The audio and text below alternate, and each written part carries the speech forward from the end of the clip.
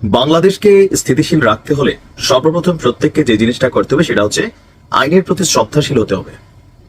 যদি কারোর বিরুদ্ধে আপনার কোনো সুস্পষ্ট অভিযোগ থাকে, অপরাধের তথ্য থাকে, আইন শৃঙ্খলা বাহিনীকে অবগত করবেন, তারা রাষ্ট্রের আইন মেনে তাদের বিরুদ্ধে ব্যবস্থা নেবে। কিন্তু আমার পছন্দ হচ্ছে না অথবা আমি অপছন্দ করি, আমার এখন ফ্যান ফলোয়ার আছে অথবা লোকবল আছে, তো আমি করবো কি, মন চাইলে তার বাড়ি ভেঙে ফেলবো, তার গাড়িতে আগুন লাগাই দিব, তার রাস্তায় ডিস্টারবেন্স করবো, চুলের মুঠি ধরে মারবো। এই জিনিসগুলো থেকে বাংলাদেশকে বের হওয়া উচিত। আর এই জিনিসগুলোতে বরাবরই যাদের নাম বেশি আসছে, এনসিপি, বৈষম্য বিরোধী ছাত্র আন্দোলন, ছাত্রদলও ঘটাচ্ছে, মাঝে মাঝে কোথাও আবার ছাত্র শিবিরও ঘটাচ্ছে। এর পাশাপাশি বিভিন্ন গোষ্ঠী এই মবকে নেতৃত্ব দিচ্ছে। এর মাঝখানে আবার হান্নান মাসুদ মব বাবাদের কয়েকজনকে পুলিশের হেফাজত থেকে মুসলেকা দিয়ে নিয়ে আসছিল, এরপর এটা নিয়ে ক্ষমাও চাইছে, আর করবে না। এখন গত পরশুদিন সম্ভবত আপনার বৃহস্পতিবারে রংপুরে জাতীয় পার্টির চেয়ারম্যান জিএম কাদেরের উপস্থিতিতেই তার বাড়িতে যেই হামলা হয়েছে সেটা নিয়ে স্থানীয় থানায় মামলা না নেওয়ার অভিযোগ হচ্ছে জাতীয় পার্টির। তবে পুলিশ বলছে তারা এফআইআর করছে, বিষয়টা ইনভেস্টিগেশনে আছে, তারপর বুঝে ব্যবস্থা নেবে। উপর মহলের কোনো চাপ আছে কিনা মন্তব্য করে নাই। স্থানীয় থানার ওসি সাহেবও তিনি ট্রান্সফার হন নাই, কিন্তু আমরা দেখছি আর একই সিস্টেমে বৈষম্য বিরোধী ঘটনায় একটা মেয়েকে যে মারছে ফরিদপুর না কোথায়, সেই থানার ওসি কিন্তু ট্রান্সফার হয়ে গেছেন। এই জিনিসগুলো মানুষের কাছে প্রশ্ন তৈরি করে। জিএম কাদের জায়গায় জিএম কাদের একটা ক্যারেক্টার হতে পারে, ফের চোরেচারের দোষর, ফেসিস্টের দোষর, সেটা আলাদা ভাই, তার বিরুদ্ধে আইন আছে, রাষ্ট্র ব্যবস্থা নেবে, আপনি ব্যবস্থা নেওয়ার কে? তো এই সিস্টেম চললে ভবিষ্যতে তো এগুলাই চলবে। এখন ফাইনালি বিষয়টাতে হস্তক্ষেপ করেছে আমাদের কি বলা হয় যে সশস্ত্র বাহিনীর মধ্যে সেনাবাহিনী। আমি যখন এই নিউজটা করছি তখন আমরা আজকের পত্রিকায় যেই লাইভটা দেখতে পেলাম সেখানে লেখা ছিল, আপনার স্ক্রিনে এক অংশে যে দৃশ্য দেখতে পাচ্ছেন, যে জিএম কাদেরের বাসায় হামলাকে কেন্দ্র করে রংপুর নগরী জুড়ে সেনাবাহিনীর সাঁড়াশি অভিযান চলছে। এখন সেনাবাহিনীর এই সাঁড়াশি অভিযানটা টার্গেট কারা?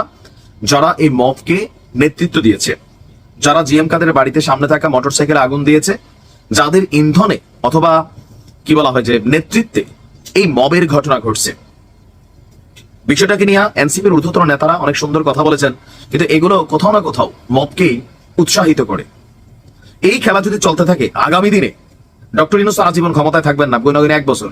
এরপরে সার্জিসের বাড়িতে এরকম একটা ঘটনা ঘটালে ছাত্রদল অথবা বিএনপির কোন নেতা কর্মীরা এটা যথেষ্ট কারণ দেখাইয়া, তো তখন কি হবে আপনি বুঝতে পারছেন। এগুলো কিন্তু আগামী দিনের জন্য মেসেজ ক্রিয়েট করা, যে এত বড় একটা ঘটনা ঘটলো, জিএম কাদের বিরুদ্ধে মামলা হয়েছে, গ্রেপ্তার করে নিয়ে যান, সেটা আলাদা, কিন্তু আপনি সাধারণ নাগরিক বিচার করার কে?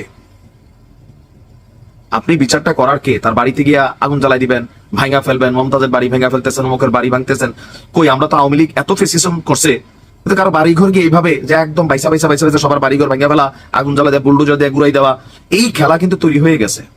এমনকি এগুলো রিটার্ন হবে। আমরা বাংলাদেশের মানুষ যথেষ্ট, আপনি যতই একজন মানুষের উপকার করেন, তার উপকার মনে রাখেন না রাখেন, কিন্তু তার দ্বারা আপনার যে ক্ষতি হয়েছে এটার জন্য আমরা বসে থাকি কখন? সুযোগ পাবার বাটাম দেব। মিথ্যা মামলা, ভুয়া মামলা, বাদী যারা না আসামিকে, আসামি যারা না বাদীকে, এরকম নানান ঘটনাতে কি হচ্ছে, মামলাগুলো হালকা হচ্ছে। যেমন শেখ হাসিনা যে হত্যা মামলার একটা আসামি, ওই লোক তার এলাকার মধ্যে জিন্দা, তার ভাই সিস্টেম করে মামলা দিছে, ভাবা যায়। তো এটাতে কি হলো, মূল যে মামলাগুলো সেগুলো হালকা হয়ে যাচ্ছে। আমি সেনাবাহিনীকে ধন্যবাদ দিই তাদের এই অভিযানের জন্য, কারণ দরকার, দেশকে স্থিতিশীল রাখা দরকার। আপনার ভালো না লাগতে পারে, অন্যায় জুলুম নির্যাতনের শিকার হইতে পারেন, আপনি থানায় যাবেন, পুলিশ আছে, কিন্তু আপনি মব তৈরি করবেন, তৈরি করে আপনার নেতারা এটার পক্ষে 5টা যুক্তি দিবে, ফেসিবাদের দোষর। তো তোমরাও তো ফেসিবাদের দোষরই ছিলা। 5ই আগস্টের আগে সার্জিস আসনাদরা তো ছাত্রলীগের পতাকা তোলেই ছিল, বঙ্গবন্ধু বঙ্গবন্ধুরা লোল ফালাই দিছিল। তো জিএম কাদের জায়গা থাকলে তোমরা কি না করতা? এরকমই করতা, কারণ ছাত্রলীগই তো ছিলা। এই বিষয়গুলো হচ্ছে কি, যে মব ভায়োলেন্সকে কোনোভাবেই এলাও করা যাবে না। সেনাবাহিনী প্রধান কিন্তু বলছিলেন যে মব ভায়োলেন্সকে যে কোনো মূল্যে থামাতে হবে। সেনাপ্রধান তার কথা রাখছেন, বা সেনাবাহিনী তার কথা রাখছেন, এটাতে সারা বাংলাদেশের মানুষের সাপোর্ট আছে। অপরাধী যেই হোক তার বিরুদ্ধে আইনগত ব্যবস্থা হবে, আপনার মন মতো না। ভালো থাকুন।